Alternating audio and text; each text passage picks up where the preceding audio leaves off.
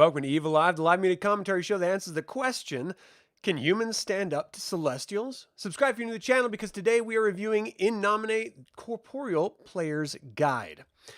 Okay, so this is for the role-playing game In Nomine. I've been doing a whole bunch of videos for a really long time. We just finally had our first actual play session on this channel, and I think it went really well. I think it was a lot of fun.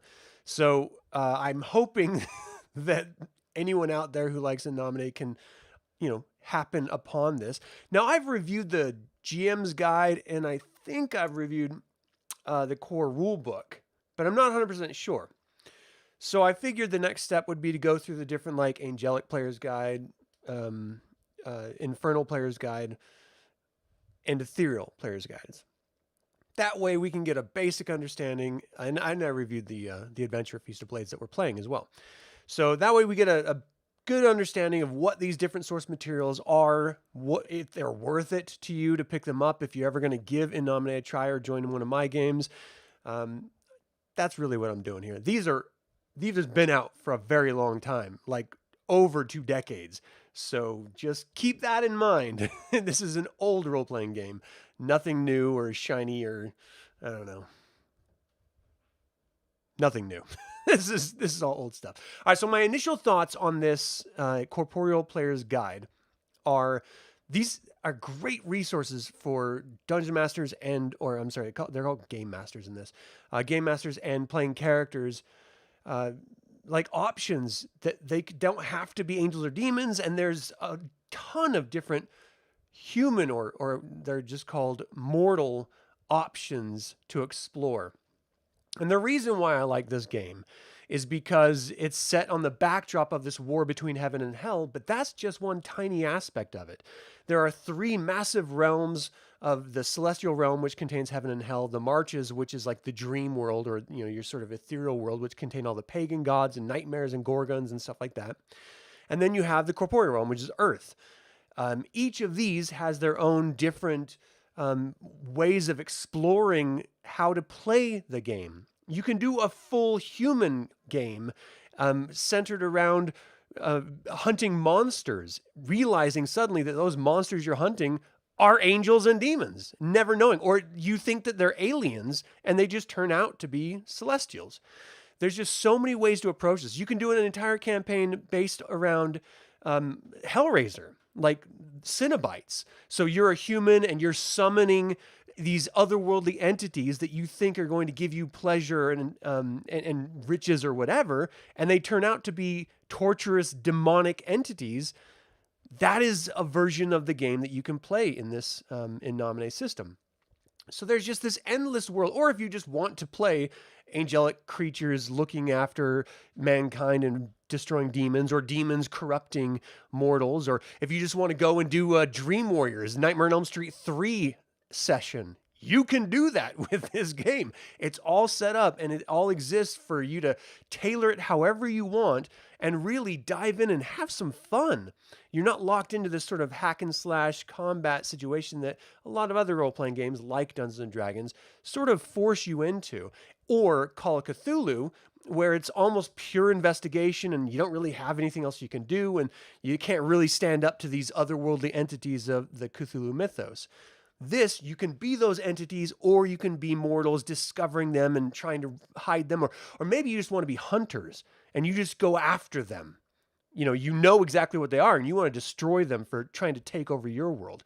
However you want to present it, however you want to explore it, those options are available and they're great. So that's my initial thoughts. This is a wonderful exploration of the core game for non-angel or demon-centered adventures. Or if you just want to flesh out characters, it's another great option for that. So the details of this. It was published by Steve Jackson Games in 1999.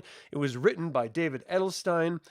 And really, ultimately, it is, again, just about the mortal realm and the player options therein. So basically, it sets up this really wonderful example of the in-world explanation of how humans came to be in the first place. So, it's based on this backdrop. This is a very Abrahamic backdrop of God created the universe. He created animals, and animals just evolved. and God and angels and everything were just sort of separate from that up in the celestial realm, watching as these animals evolved. And suddenly, some of the animals developed something called belief. And this belief or faith completely changed everything, because suddenly they started worshiping pagan gods and creating pagan gods from their sheer belief. And these pagan gods actually formed into entities in the marches or the dream world. And so they started getting stronger and started getting more powers, like Neil Gaiman's American Gods, for example. And they started warring with angels and stuff. And so the angels are like, whoa, whoa, whoa, these mortals are way more than just animals, and they are dangerous. They're threatening to destroy everything that God created, and they're creating their own gods in his image. Like, we need to stop these angels. And so, some of these angels rose up, and they were going to completely annihilate all of humanity. Other angels came back and said, whoa, whoa, whoa, simmer down.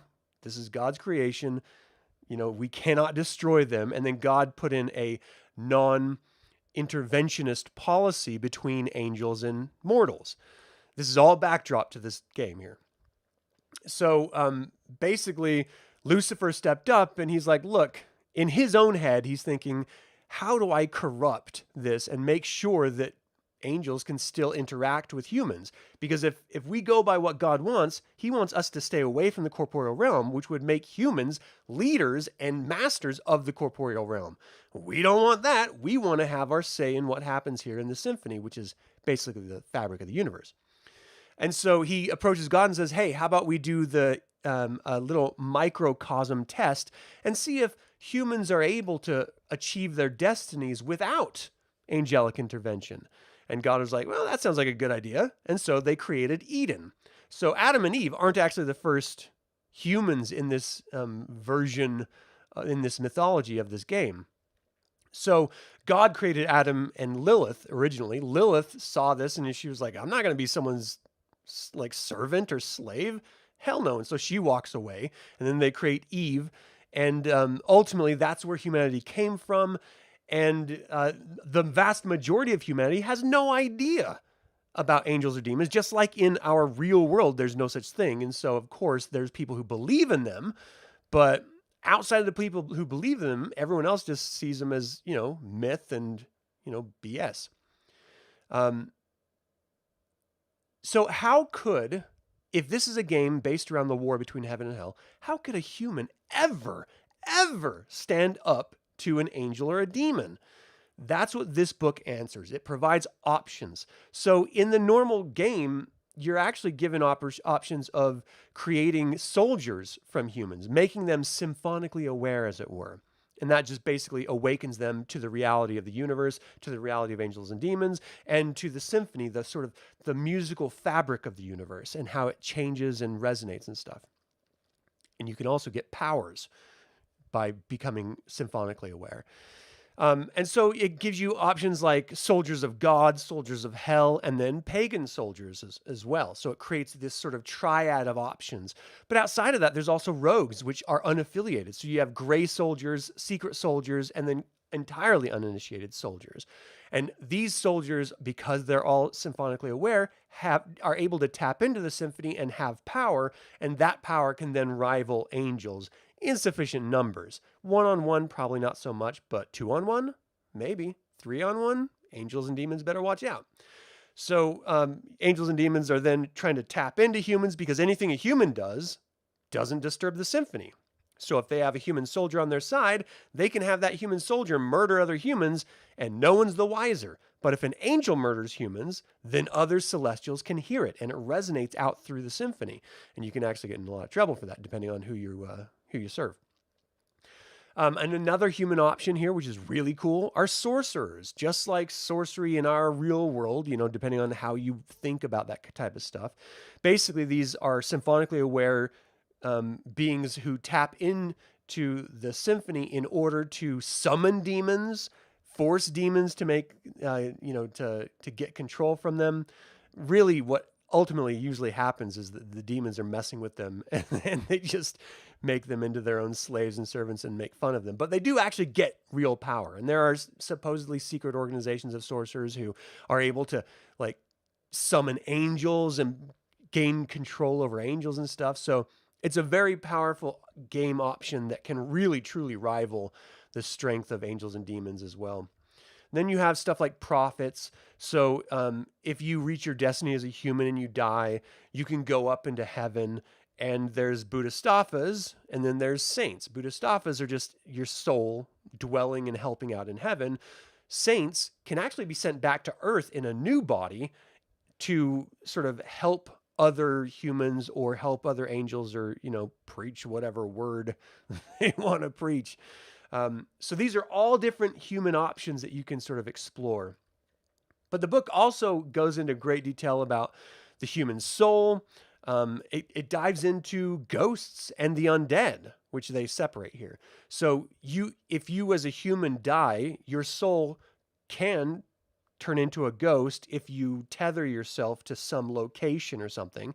But depending on how well you do that, or how many what they call forces you have left, you could either be a will-o-wisp, which is like a very faint entity that's just a glowing ball of a ghost who doesn't have any real thought or anything. You could be a poltergeist, which is tethered to a specific location where you don't have a lot of autonomy or memory, but you can interact, move things and scream like poltergeists do. You could become an apparition, which is typically tied to a location as well, and then you just appear. You could be a true ghost, which means you can actually move around from locations. And then you could be a dream shade, which is where you basically are a ghost in the ethereal realm called the Marches, that's sort of the dream realm. A good example of that, I think, would be Freddy Krueger. He would be a dream shade. So you can have a lot of power exploring these different options. And they're also, like sorcerers, for example, can create, if they study necromancy, they can create undead. And so it creates this whole world that is so much bigger than just angels and demons. Suddenly now you have paranormal experiences and creatures. But that's not all. The other undead they explore are mummies, which are the most powerful version of undead, and vampires and zombies. Zombies are like failed undead experiments with no conscious thought. Vampires are undead that have what are called discords, which they're susceptible to sunlight and usually crave stuff like blood, like vampires do. And mummies have no discord, so they can go around and do anything. They can look however they want to look. Traditionally, though, if they don't feed themselves with forces or essence, then they end up looking like the traditional mummies that we know from movies and stuff.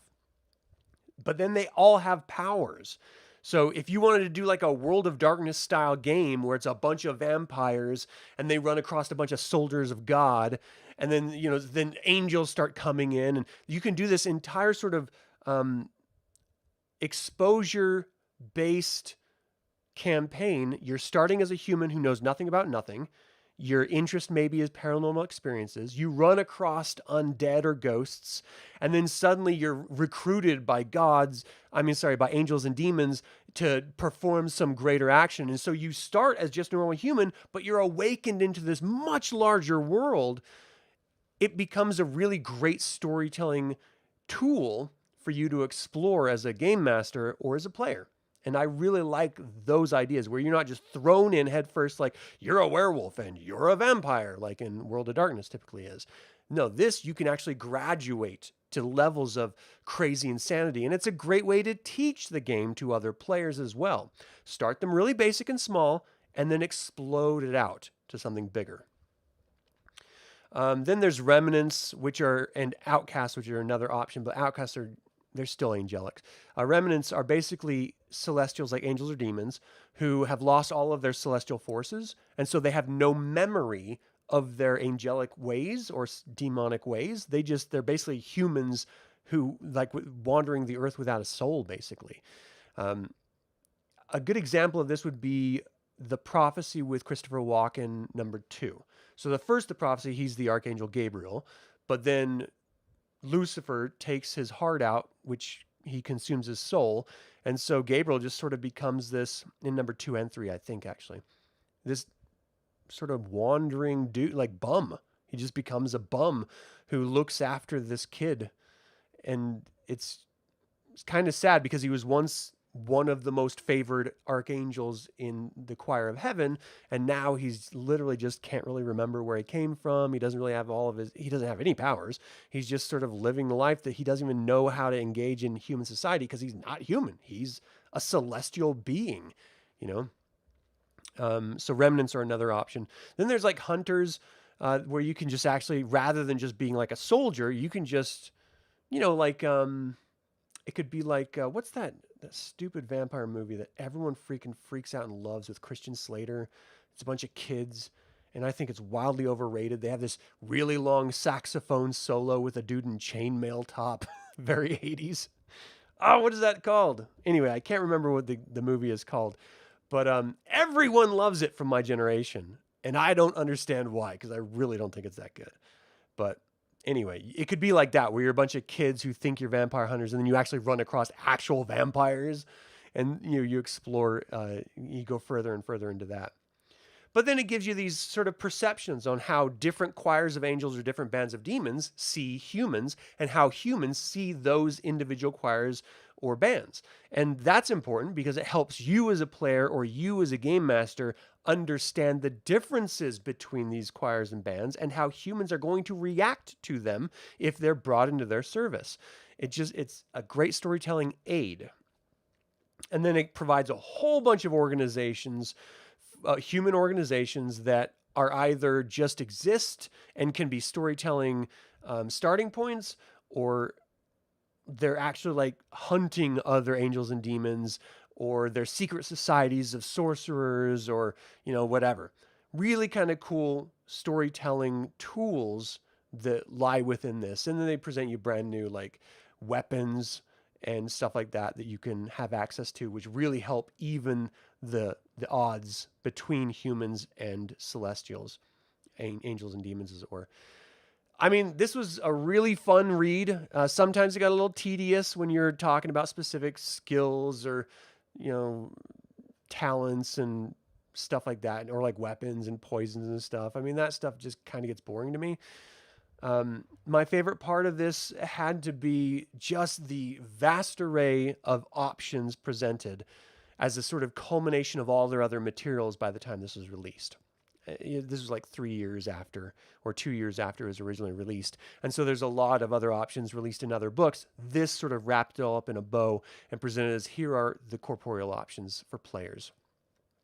And it did a great job of opening up in Nomine to effective mortal players, and it gave me a ton of really great ideas about how I could explore this wonderful role-playing game in really wildly different ways, and I love that.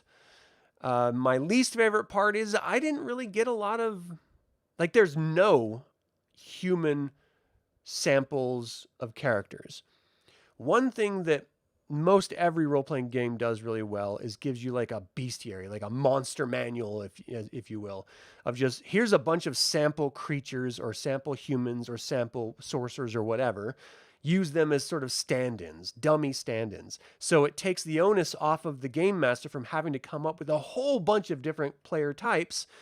He could just go to that page in the book and say, okay, well, you're running across policeman number 7, and just give them a name and backstory and just have fun with it without having to do a shit ton of work. This didn't give you any of that.